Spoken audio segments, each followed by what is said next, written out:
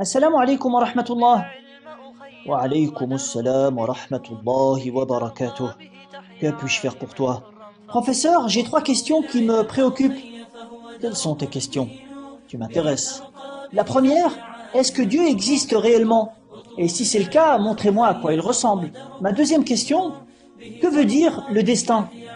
Et quant à ma troisième question, si Satan est créé de feu, puis il sera jeté dans l'enfer pour y être châtié, alors qu'elle ne lui fera pas de mal puisqu'il est créé de feu. Euh, Pourquoi me giflez-vous?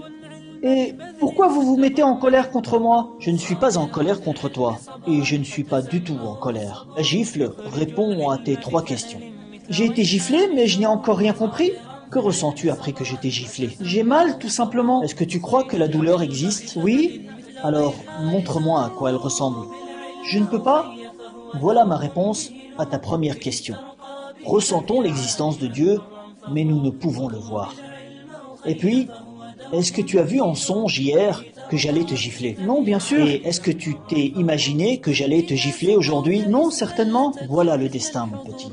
Puis, cette main avec laquelle je t'ai giflé, de quoi est-elle créée? Vous voulez dire de quoi elle a été créée à la base? D'argile? Et ton visage? D'argile aussi? Que ressens-tu? Je ressens de la douleur. Eh bien, voilà. Comme l'argile peut faire de la douleur à de l'argile, c'est la création de Dieu et ainsi est sa volonté. Alors, même si Satan est créé de feu, l'enfer sera pour lui un châtiment douloureux, comme ça Dieu l'a voulu et ainsi est sa volonté. Mon petit, le berger avec son chameau dans le désert a très bien compris l'existence de Dieu lorsqu'il a dit « Les crottes du chameau prouvent que le chameau existe. Les traces de pas prouvent que quelqu'un est passé. Le ciel avec ses astres, la terre et ses chemins, ne sont-ils pas des signes d'un Dieu omniscient et bien informé? Mon petit, médite sur la création de Dieu et tu trouveras Dieu. Cette histoire est terminée, partagez-la avec ceux que vous aimez et ne nous oubliez pas dans vos pieuses invocations. À bientôt.